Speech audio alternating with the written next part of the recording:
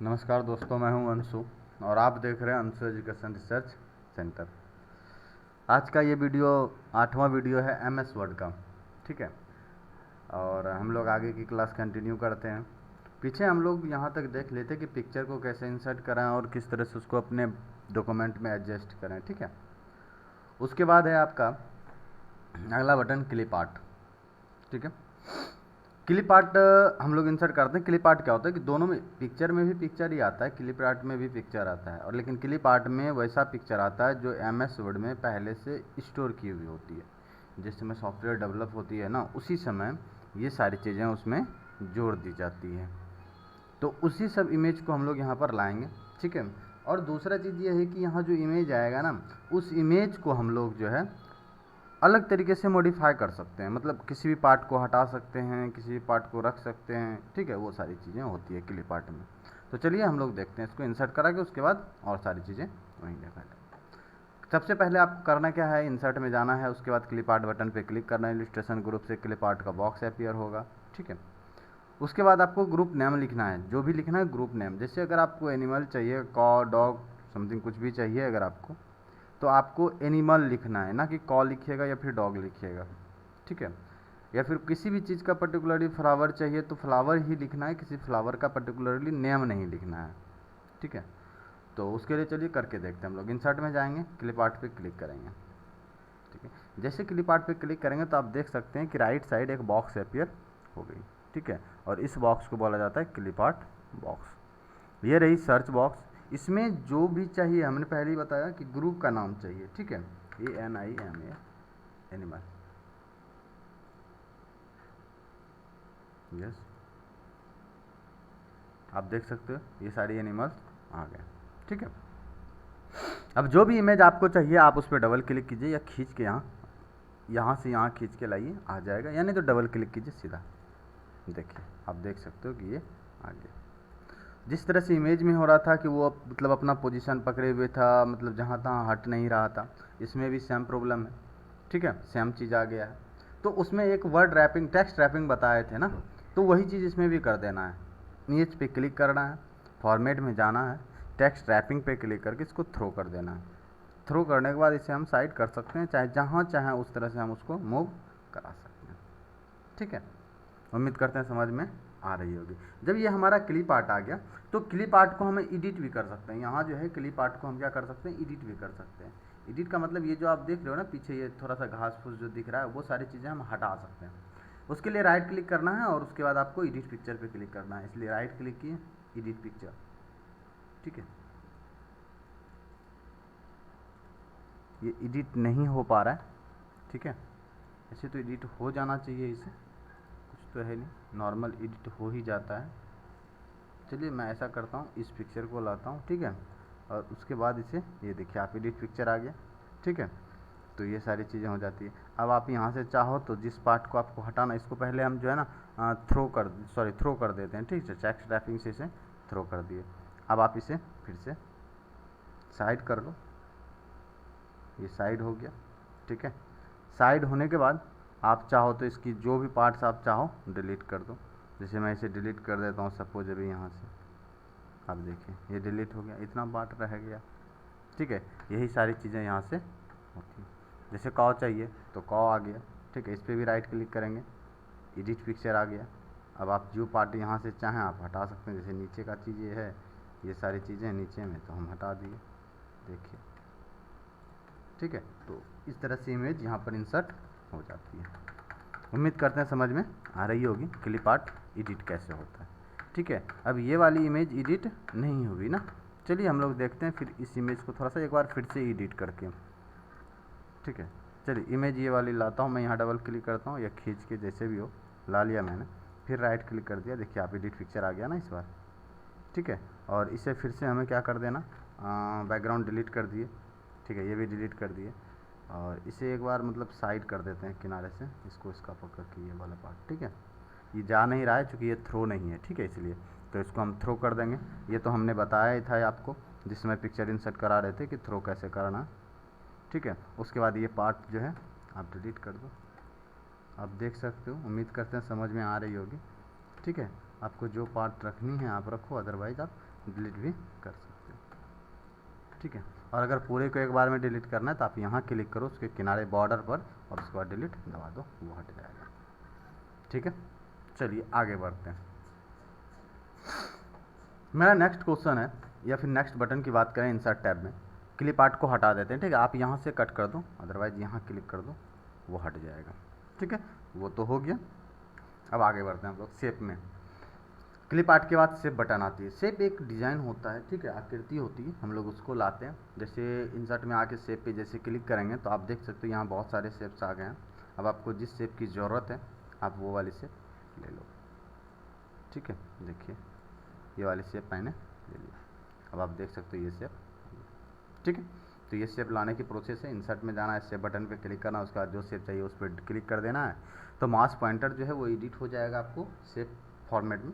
उसके बाद प्रेस करना है माउस का लेफ्ट बटन, यानी माउस जो है ना, माउस का लेफ्ट बटन दबाए रहना, उसके बाद उसको खींच देना है, ये नहीं कि रिलीज कर देना है दाब के, उसको दबाए रहना और खींच देना है, ठीक है।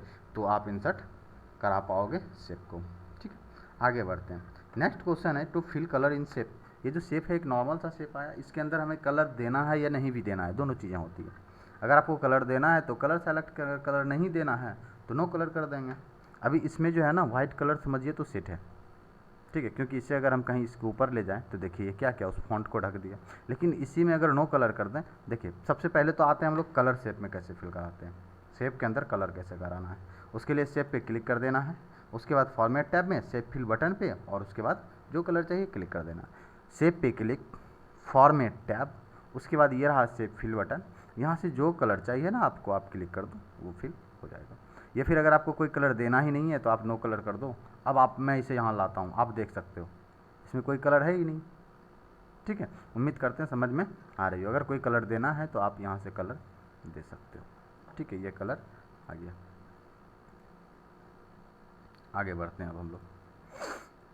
इसमें यही चीज़ें नहीं, और बहुत सारी कलर्स, बहुत सारे डिज़ाइन हम लोग इंसर्ट करा सकते हैं, सेट करा सकते हैं। जैसे आउटलाइन की चीज़ें हैं तो आउटलाइन हम नन भी करा दें, नो कलर कर दें आउटलाइन का। अब आप देख सकते हो शेप एक अलग तरीके से दिखने लगा, नहीं, ठीक है, एक सॉलिड की तरह दिख रहा है। अब इसको यहाँ से ये वाली जो पॉइंट है ना, जब आप इसे खींचोगे ना तो ये जो है, देखो क्या किया उसको, मतलब वो जो ऊपर वाला शेप था उसके ऊपर उसे छोटा बड़ा किया, एक नया डिज़ाइन नया लुक दिया। और ऊपर चाहिए तो और आप इसे जैसा चाहो उसको खींच के आप कर सकते हो, ठीक है। ये ऊपर नीचे जाएगा, और सारी शेपों में और सारी डिजाइंस आते हैं, ठीक है। यहाँ हो गया। अब आते हैं हम शैडो इफेक्ट में। इसी में देखिए बहुत सारी चीज़ें होती है करने को, ठीक है।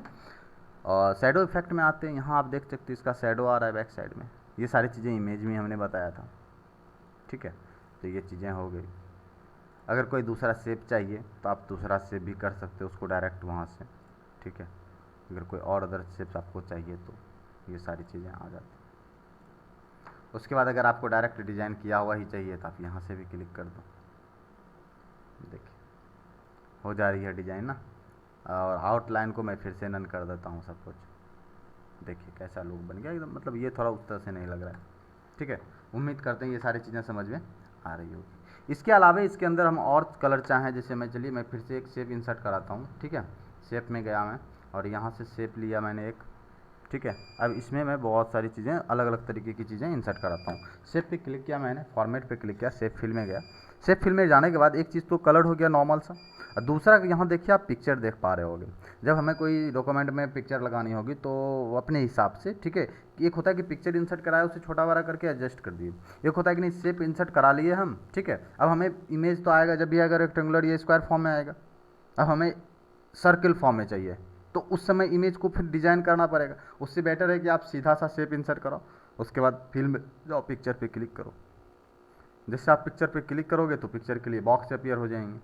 यहाँ से फिर से आपको क्या करना है, अपना जहाँ पर आपका पिक्चर है आप वो पिक्चर इंसर्ट कराने के लिए मैं यहाँ आ जाता हूँ फोटोशॉप में, ठीक है। स्टूडियो बैकग्राउंड है हमारे पास, जो सारी इमेजेस अवेलेबल हैं मैं वो सारी इमेजेस डाल रहा हूँ। अगर आपको लगे कि नहीं हम किसी पर्सन का ही इमेज लगाएं, ठीक है, तो आप वो भी लगा सकते हो। चलिए मैं लगा के दिखा देता हूँ आपको। चलिए ये रहा, इस बच्चे का मैं इमेज सेट कर देता हूँ यहाँ पर, तो आप देख सकते हो ये सेट हो गया, ठीक है। उम्मीद करते हैं ये सारी चीज़ें समझ में आ रही होगी। और अगर हटाना है तो फिर उसी तरह से फिल में जाएंगे और यहाँ से नो फिल कलर कर देंगे, ठीक है, तो वो सारी चीज़ें हट जाएंगी। ठीक है, हम लोग अब आगे बढ़ते हैं। तो ये था पिक्चर इंसर्ट कराने का, ठीक है। आप चाहो तो अब आगे बढ़ते हैं हम लोग पिक्चर के अलावे, ठीक है। पिक्चर के अलावे नेक्स्ट चीज़ है ग्रेडियंट वाला। ग्रेडियंट में क्या होता है कि एक कलर दूसरे कलर से मिक्स होते हुए फील होता है, ठीक है। आप चाहो तो जितनी कलर देना चाहो आप दे सकते हो, लेकिन यहाँ जो कलर होंगे ना, तो वो कलर होगा कि ये कलर जैसे रेड है ब्लू है, तो दोनों इस तरह से मिक्स होगा कि किस समय रेड स्टार्ट हो गया और किस समय ब्लू समाप्त हो गया, ये आपको पता नहीं चलेगा। चलिए हम ग्रेडियंट में चलते हैं और उसके बाद मोर ग्रेडियंट में आते हैं। मोर ग्रेडियंट में आने के बाद यहाँ से आप चाहो तो यहाँ से क्लिक करके जो है वो सारी चीज़ें आप ले सकते हो जो प्रीसेट इसका बना हुआ है उसके बेसिस पे, ठीक है। अगर आपको लगता है कि नहीं मैं अपने हिसाब से करूँगा तो आप यहाँ टू कलर में जाओ, ठीक है, कलर सेलेक्ट कर लो और ये डिज़ाइंस जो दूसरी कलर है वो सेलेक्ट कर लो आप, ठीक है। दूसरी कलर सेलेक्ट करने के बाद आप यहाँ पर ये देख सकते हो उसका स्टाइल है, जो भी स्टाइल्स आपको चाहिए। ये मैं चाह रहा हूँ तो इस पर मैंने क्लिक किया, ठीक है, और उसके बाद ओके कर दूँगा। तो देखिए आप क्या हो गया, एकदम उसी तरह का शेप आ गया। अब इससे चाहूँ तो ये आउटलाइन इसका नन करा सकता हूँ मैं, ठीक है। इसमें 3D शेप्स भी डाल सकता हूँ इसको, तो आप देख सकते हो ये 3D शेप में आ गया, ठीक है। थोड़ा सा इफेक्टेड चीज़ें दिखने मतलब थोड़ा सा अट्रैक्टिव चीज़ें दिखने लग गई, ये अट्रैक्टिव ढंग से लगने लगा। इसके अलावा इसमें एक चीज़ और होता है लाइटिंग का, समझ गया। तो वो सारी चीज़ें हम और आगे बात करते चलेंगे, ठीक है। फिलहाल हम लोग इसको और आगे देखते हैं। तो ये था हमारा ग्रेडियंट वाला, इसके पहले हम लोग पिक्चर देखें। अब इसमें हम क्या करते हैं, इसको मैं फिर से यहाँ से आके या फिर यहीं शेप में आइए, यहाँ से नो कलर कर दीजिए, ठीक है। तो ये हो, अब मैं टेक्सचर फिल कराऊंगा, ठीक है, या फिर पैटर्न। तो हम लोग फिर से यहाँ पर आ गए, ठीक है। उसके बाद शेप फिल में गया, उसके बाद हमें कहाँ जाना है, शेप फिल में। शेप फिल में जाने के बाद हमें टेक्सट्यूट है या पैटर्न है, टेक्सट्यूट ये जो भी चाहिए आपको, ठीक है। पहले से अगर मान लिया जाए कोई डिज़ाइन कर रहे हो वहाँ पर मार्बल वगैरह का डिज़ाइन चाहिए तो आप वो सारी चीज़ें क्लिक करोगे वो आ जाएगा। लेकिन आपको और पैटर्न वगैरह चाहिए तो आप पैटर्न पे आ जाओ। टेक्सट्यूट मैं क्लिक करके ही एक बार दिखा देता हूँ आपको, ये देख लो आप आगे, ठीक है। मैं कंट्रोल जेड करता हूँ यानी अंडू, ये वर्क जो हमने किया उसे कैंसिल किया। अब पैटर्न फिल कराता हूँ, शेप फिल में आऊँगा, यहाँ से फिर से मैं पैटर्न पे क्लिक कर दूँगा। जैसे पैटर्न पर क्लिक करूँगा ये पैटर्न डिज़ाइन आ गया। अब यहाँ से जो भी डिज़ाइन चाहिए, जैसे मैं ईंट का लगाता हूँ, ठीक है, कि थोड़ा सा लगे कि ईंट का दीवार जैसा है ये रहा। अब इसके जो है ना मतलब फ्रंट वाली कलर वो दे दिया मैंने, और बैकग्राउंड में कुछ कलर अगर देना है तो हम दे सकते हैं, ठीक है। ये देखिए यहाँ थोड़ा सा प्रीव्यू आ गया, जैसे ही ओके करूँगा मैं, अब आप देख सकते हो ये चीज़ें यहाँ पर फिल हो गई। थोड़ा बारीकी है, मतलब छोटा छोटा दिख रहा है, ठीक है, इस वजह से ऐसा हो रहा है। फिर से मैं अगर इसे हटाना चाहूँगा यहाँ आऊँगा, फिल इफेक्ट में आके फिर यहाँ से नो कलर कर दूँगा। अगर कोई दूसरा पैटर्न लगाना है तो मैं दूसरा पैटर्न ले लूँगा, ठीक है। कलर बदलना है तो बदल देंगे, अदरवाइज रहने देंगे। तो आप देख सकते हो ये सारी चीज़ें डिज़ाइन इंसर्ट हो जा रही हैं और डिज़ाइन सेट भी हो रही है, ठीक है। चलिए आज के लिए इतना ही। चलिए आउटलाइन कलर है ना, शेप से रिलेटेड जो एक क्वेश्चन और रह गया है हम उसे भी देख लेते हैं। क्या, to change outline colour of shape, ठीक है। ये जो शेप है ना, शेप के जो आउटलाइन साइड कलर हैं, आउटलाइन जो है उसके बारे में थोड़ा सा देख लेते हैं। फिर से हम लोग क्या करेंगे, शेप पे क्लिक करेंगे और यहाँ से फॉर्मेट में जाएंगे। फॉर्मेट में जाने के बाद आपको आउटलाइन में जाना है। आउटलाइन में जाने के बाद आपको वेट में आना है। अगर इसकी विड्थ बढ़ानी है तो आपको इसमें आना है और ये आप देख सकते हो विड्थ बढ़ गया, ठीक है। अब आपका ये जो लाइनिंग है एकदम सॉलिड लाइन है ना, कि मतलब उसके आउटलाइन में, तो अगर आपको लगता है कि नहीं हमें कुछ और डिज़ाइन से देना है तो आप ये दे सकते हो। आप देख सकते हो ये सारी चीज़ें, नहीं ये हो गया आपका सर्कल फॉर्म में, ये हो गया रेक्टेंगल फॉर्म में, ये स्क्वायर फॉर्म में, ठीक है, ये रेक्टेंगल फॉर्म में, ये सारी चीज़ें बहुत सारी हैं। आपको जो डिज़ाइन सही लगे आप उस पर क्लिक कर दो। इसके अलावा आपको अगर कलर बदलना है तो आप यहाँ से कलर बदल सकते हो, जो कलर आपको चाहिए। आप देख सकते हो ये कलर सेट हो गया, ठीक है। उम्मीद करते हैं समझ में आ रही होगी। साथ में भी जिसे नोट करना होगा भाई वो वीडियो को पॉज करके नोट कर सकते हैं, ठीक है। चलिए आज के लिए इतना ही। अगर आपको वीडियो